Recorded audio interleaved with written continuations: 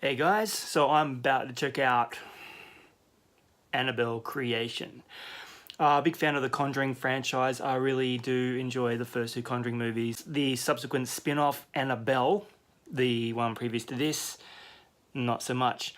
I couldn't even really tell you much about the story or the plot or anything about it because I've kind of blotted it from my memory. I have no recollection of that movie at all. All I remember is I found it boring and no real need to remember it, so I won't be revisiting that one at all. This one, however, I have heard has got some good buzz. So I'm diving in with some optimism.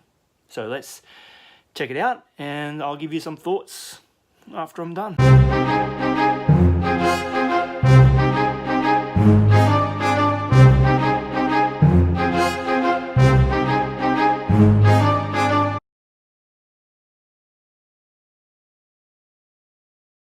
Well, happy to report that was actually a pretty good movie. There might be some mild spoilers here. I'm going to try and keep it as vague as possible, but I will touch on some of the plot. I'm not going to give away too much, I hope. I want to try, like I said, be as vague as possible, but I will be treading lightly in the spoiler territory. So Annabelle Creation is a prequel to Annabelle, which came out in 2014. Part of a spin-off series from James Wan's The Conjuring franchise. So Conjuring 1 and Conjuring 2, about Lorraine and Ed Warren, a couple of real-life paranormal ghost hunters who have got a whole collection of scary stories about their interactions with evil things while they're out there investigating, trying to save the world. Obviously, these movies are saying they're based in truth in some way. Obviously, the filmmakers have taken a little bit of dramatic license to kind of, make the movies more scary than what they probably would be in real life. Questions about whether these things are real or not, I'll leave entirely up to you. They've also kind of been involved in the Amityville Horror, which is also a classic horror film from the 70s. So the Warrens have been around for a long time. So in the original Conjuring, it opens up with the Warrens and they're haunted. They have this room full of haunted things.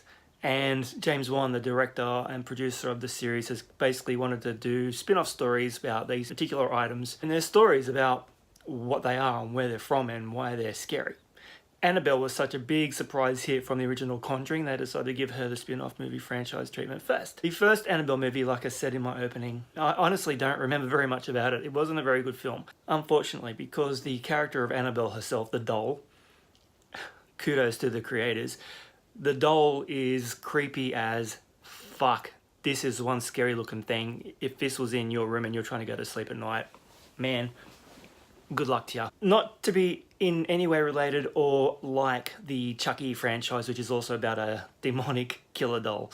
Annabelle's not so much an animated thing that comes after you. It's all about a demonic presence which is attached to the doll, and so the influence and the sphere of evil that is around the doll and the creepy things that happen just by having the doll near you, and the demon which is attached trying to kind of take over your life and get your soul. So anyway, this movie stars Anthony LaPaglia as Samuel Mullins and Miranda Otto as Esther Mullins, and they have a young daughter, Bea. She's 7 years old. She's the bee's knees. They tragically lose her to a car accident and she dies at a young age. So the movie moves on 12 years later, pretty much from then. I think this movie's set roughly in the 40s. There's no clear timeline, but judging from the cars and stuff.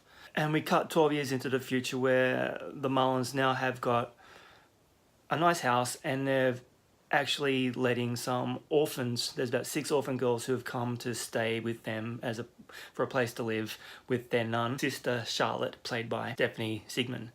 Now the two main young girls in this are Janice, played by Talitha Bateman, and Linda, played by Lulu Wilson, who was also in a sequel to Ouija. If you've seen Ouija, then you know that's horrible, but the sequel, Ouija, the Origin of Evil, was actually a very decent follow-up, so that's a good one. This young girl was in that too, so maybe she's the lucky charm. So these two young girls with 4 other older girls staying to the place, and obviously it's not long before young Janice, who has suffered from polio at a young age, so she's wearing a leg brace, can't get around very well, discovers Annabelle, who's been hidden away in a little closet with passages from the Bible and crosses to kind of keep demonic forces at bay. Through the apparition of the long dead Bea, the daughter of the Mullins, leading her to where Annabelle is stowed away. So basically what happened is when Bea died, her parents, Anthony LaPaglia and Miranda Otto, are so devastated they kind of make a pact with a force of some sort so that they can keep in contact with Bea. They want to be able to have her around. And lo and behold, the ghost of Bea has arrived in the house and her presence is felt. But the pact they made was not a good pact. It was with somebody quite evil from probably far down below who's quite demonic and evil looking and really creepy. This thing has attached itself to the doll in the form of Annabelle, and chaos ensues. So when the two girls, young Janice in particular, discovers Annabelle, creepy things start happening, and before long most of the girls are being menaced by demonic forces and creepy shit, and it just gets really quite scary. Honestly, it's really creepy. It's very well done. I was unnerved. So that's the basic plot of it. The director David S. Sandberg has done such a stellar job with this one. He has given this film so much atmosphere and got such really good performances out of the young girls, the two young leads, who are really solid in their roles. Actually, everyone is pretty good in this film. Anthony LaPaglia and Miranda Otto, yay Aussies, really solid performers. Always really good in what they do. And the lady who plays the sister, Stephanie Sigmund, is also really solid. But young Janice, Talitha Bateman, is really one to look out for. She was really good. She was pretty much the lead in this movie, and she can't be much more than 13, 14 years old, and she was really good. She has to kind of play the crippled version of Janice, and then as the film progresses, her role changes, and let's just say creepy as fuck. So I really enjoyed this one. The movie kind of ends leading directly into Annabelle, which is also a period film as well. This one, like I said, being the 40s. I think the next one's roughly 50s or 60s, before leading into The Conjuring, which is in the 70s.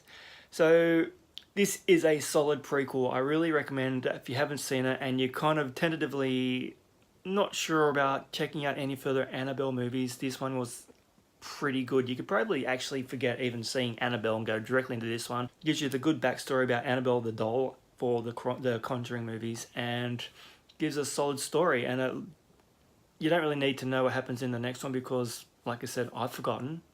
I'm not bothered. It was a solid flick. So David F. Sandberg, the director, also did Lights Out. So that is also a really awesome horror flick. If you've not seen that one, get on it. It's amazing. So this director, having done that solid horror flick and now doing this one as well, that's 2 for 2 in my books. This guy's one to watch. A little bit of history about Annabelle the doll. Apparently, based on truth in some degree, was actually a Raggedy Ann doll. From what I've read, I googled it. It's creepy. I don't want to go back into it because true horror scares me. So Annabelle is really a Raggedy Ann doll, and in its history, some really weird, horrible, unexplainable things have happened in association with this doll. So they've taken that dramatic license, changed the look of her to this more creepy looking thing, and made this really creepy horror movie. So yes, so far the Conjuring franchise is doing very well.